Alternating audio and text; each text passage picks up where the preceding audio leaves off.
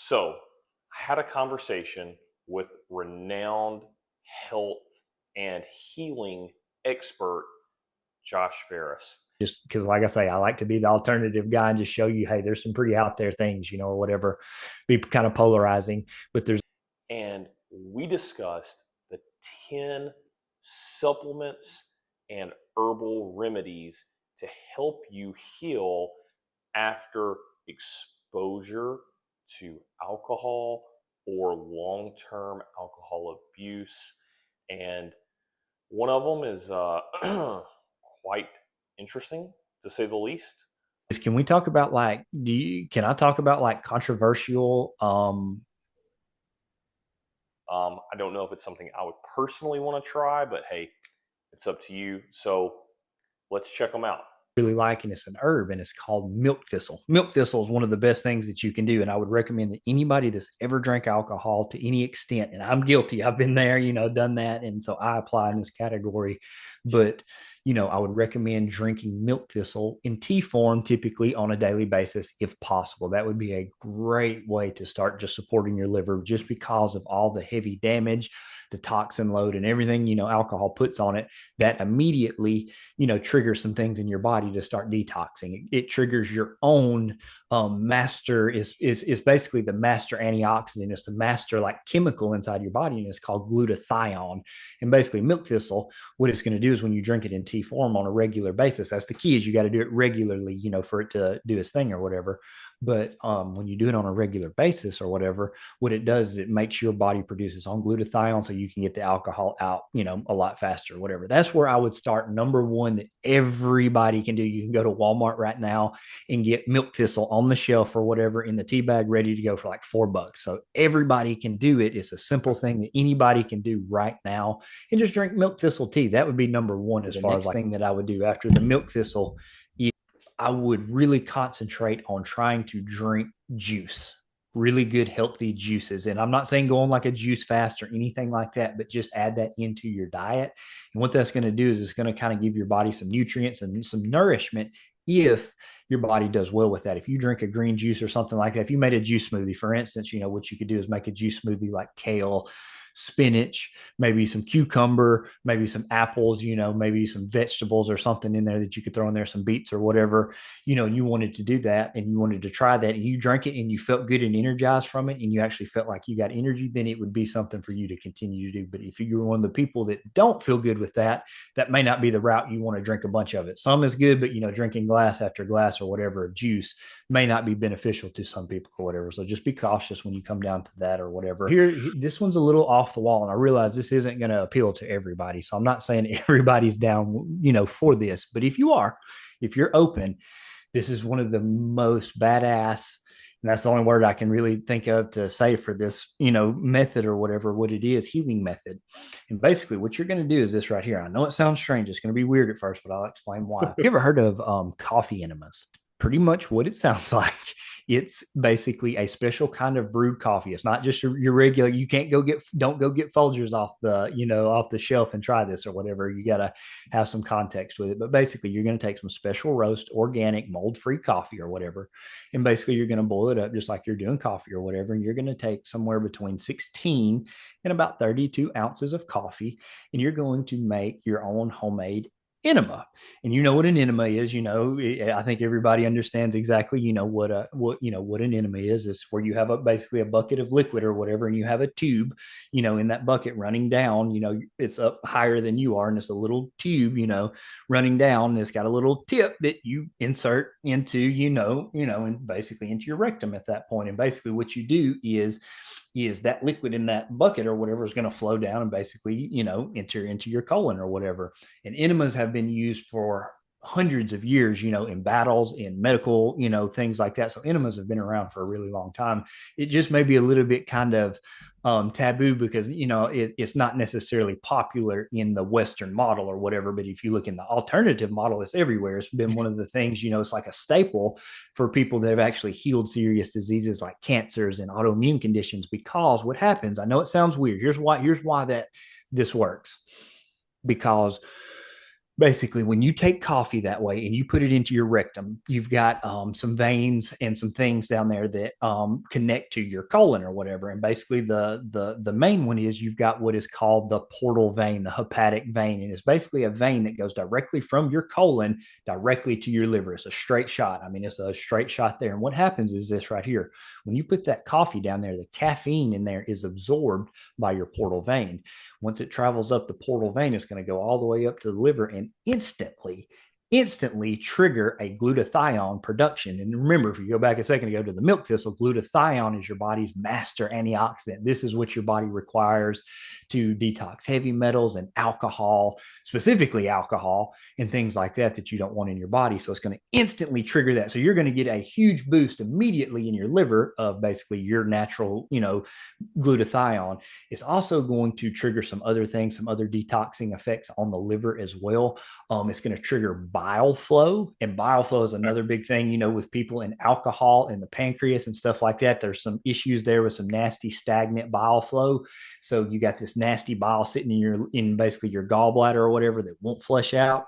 When basically you do coffee enemas, it kind of forces that stuff out and forces you to produce new, better, bile or whatever. So I know it's a little controversial, and I know everybody's like, that's probably a little, strange or whatever. But Yeah. coffee enemas really, they, like I say, they've been used in a lot of, anti-cancer, treatments and stuff like that, just because of how powerful they actually are. And basically, what you would do if somebody wanted to do this, you would take your coffee or whatever, 16 to 32 ounces, you would take it internally and you would hold it somewhere for as long as you could. It's going to be a little uncomfortable, especially the first couple of times that you do it or whatever. You're going to really, you're not going to be able to hold it very long, but optimally 5 to 15 minutes, somewhere in that time. And that's enough time for the body to absorb and do what it needs to do and really flush your body out and make, some really good, antioxidant, for your body that the alcohol is kind of taken up or whatever. So what I want to talk about is called L-glutamine. Okay. L-glutamine is great for anybody that has drank alcohol in any excess at all, because you're inflaming your intestinal tract basically at that point. And what L-glutamine does is an amino acid that you find in like red meats and stuff like that, seafood and all that kind of stuff. And what it does is it helps repair the layer that is inflamed. It helps repair that and kind of put that out. So that's a really good thing. You can get L-glutamine in a supplement form. You can take it in like a 500 milligram form every day. I think everybody should take L-glutamine every day anyway, just because it's one of those supplements that are just really good like that. So L-glutamine, have you ever heard of the next thing I would recommend? Probiotics. Everybody knows about that. I don't want to go into much depth on each of these, but probiotics, you got to feed the good bacteria and produce good bacteria in your gut. When you drink, it kills that stuff. So you really need a good probiotic every day in your diet. Choose something good, that's a good reputable brand or whatever, but everybody needs a good quality probiotic. Big one is another one on liver health. This is NAC. It's N-acetylcysteine is what it is. It's NAC. NAC is basically it's an antioxidant. Like you said, it's an antioxidant. In simple terms, it's an antioxidant for the body. Here's the cool thing about it is, you remember that molecule I was telling you about that your liver produces a minute ago called glutathione?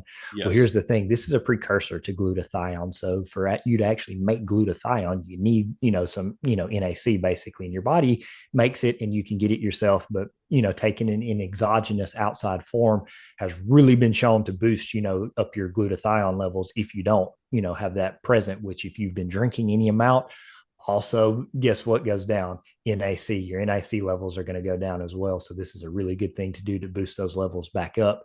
And basically what it's going to do is it's just going to, when your body metabolizes it, going to go to the liver and cause your body to make more glutathione, which is the master. It cleans up everything. Anything that's wrong with your body, glutathione is responsible for. So glutathione is very, very important in the body. It's the master. It is literally the master key. So NAC is just going to boost that up. Here's a controversial thing to do for people out there. You can take it in capsule form, which is what most people do. But here's an alternative side, just because, like I say, I like to be the alternative guy and just show you, hey, there's some pretty out there things, or whatever, be kind of polarizing. But there's another way to basically make NAC twice, maybe even 4 times as powerful. And again, it kind of sounds strange, but everybody's heard of basically rectal suppositories. We all got them as a kid. If we had, something, if we were sick or something, sometimes we would get rectal Right. suppositories. They're used in a medical setting for, gas, bloating, all kinds of different things. But you can take basically these NAC capsules, the powder or whatever, and what you can do is you can get your own homemade kit to make your own rectal suppositories, and you can get like coconut oil or some kind of good oil for your body that obviously you wouldn't mind being in that area. And basically you'll mix that NAC powder with that, and then you'll use it basically in suppository form. And supposedly, according to a lot of research and stuff that I've been doing, somewhere it doubles the effectiveness of what it actually does, because it's going into, remember that portal vein we were talking about with the Portal coffee vein. Yeah. enemas? Yep, it's going up there, and man, it is really hitting the liver, because what happens, some of it gets damaged when you eat it, and so therefore not all of it makes to the liver. But when you go the other way, you bypass the whole digestive system, and it goes literally straight to the liver. So it's supposedly 2 to 4 times as effective as taking it orally or whatever. I know it's off the wall. Not Wow. everybody's going to resonate with that, but if you're curcumin, and I know everybody's heard of turmeric powder, Yeah. they've heard of the anti-inflammatory, effects of turmeric, but the main ingredient that you're wanting in the turmeric is going to be is the curcumin. The curcumin is what it is. So you can get it in supplement form. Again, choose a good quality organic when possible, when choosing curcumin, but that really helps detoxify the liver as well, glutathione production, all that good stuff. So curcumin is a really good thing, or turmeric, either one are a really good thing to do, for that particular set of issues or whatever. So the next one would be zinc. Zinc is another good thing that Okay. is going to help as well. A lot of men need zinc, and a lot of people are very deficient when it comes to zinc. Um, but there's a lot of things that it does, and it really helps with gut repairing. It helps with a lot of things. It helps with a lot of functions. Every cell in your body requires zinc, so zinc is one of those things that it would be a good idea to supplement with as well. The next one is basically going to be a compound called berberine. It's an herb. A lot of people use it for diabetes and stuff like that because it helps with blood sugar or whatever. Okay. But berberine, you can find it in capsule form. Most people would benefit from taking it. Some people are a little bit sensitive to it, so if you're sensitive to it, obviously don't take it. But I would recommend everybody experiment with it and just see. Berberine has a lot of benefits that just your average individual can actually get just from it in itself. Very good for your body gut microbiome. The next thing that I would want to talk about is everybody's heard of collagen powder. I know you've heard of collagen powder. I know you see it on all the shelves at all the grocery stores and everything like that. I'm a pro collagen guy. I definitely like collagen, and I definitely think it has its place. I do think it's misused in a lot of areas, and people depend on it too much. But I do think for sure, especially somebody that's ever, been dealing with any kind of alcohol or whatever, collagen is going to really help your gut repair that stuff. It's going to really help repair the lining, which is made out of collagen. So it's a really good idea to get an extra, supply of it. So just again, when you're doing collagen or whatever, it's a really good idea. The best way to get your collagen is if you can get multi-source collagen, like if you could get like a powder this got like beef bovine collagen in it, collagen type 1 and like 4 or whatever, and then get like some eggshell collagen or eggshell membrane collagen or something like that they have out there. Some basic, maybe some shellfish collagen. If you could get like something like that or whatever, that's got a bunch of different type, mixed together. The ones you get at the store that are going to be basically just basic beef, jet or beef collagen or whatever, they're going to be okay, but that's not really where you're going to get your best bang for your buck. Collagen is one of those things you do have to spend the money a little bit extra and buy the better quality that's got more collagen in it if you want the full experience. If not, if you want to cheap out on it, collagen would probably be one of those I would just leave out of my diet, just because it's the benefits that you're going to get from it or whatever. Collagen is phenomenal. You just got to buy the good quality when it comes down to collagen powders and stuff like that.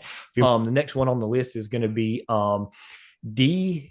Basically, it's called DGL, and basically what it is deglycerinated licorice root, and licorice root is another herb, and I'm very big on herbs, as far as healing the body. They're very good at that. But it helps promote the gut healing, the gut lining as well. So DGL, or it's basically licorice root is what that is. Licorice root, you drink it in a tea or whatever a couple times a day, same way if you were drinking your milk thistle tea. You could even mix them together and drink them together, milk thistle and DGL together, perfect combination or whatever. But the last one, this one's big, and a lot of people, this is where a lot of people are messed up right now, is B vitamins. B vitamins, and this is another weird thing as well, because there's a camp of B vitamins. The B vitamins out on the market are, most of them out there are garbage. And then the other camp is that you've got to have a specific type of B vitamin for them to be available for your body or whatever. So I don't want to go into the weeds on that on this portion or whatever, but I would definitely recommend somebody finding a good quality B vitamin. This is another area when you buy B vitamins, spend the money. This is where you don't want to skimp or whatever. Buy you a $50-$60 bottle of good quality B vitamins. That way you can see if they actually work for you. They're super good for healing. They're super good for energy. They're super good for your liver. They're super good for the kidneys. So B vitamins, you can also get good B vitamins from grass-fed meats as well. That's another great place to get all of your B vitamins in excess amounts.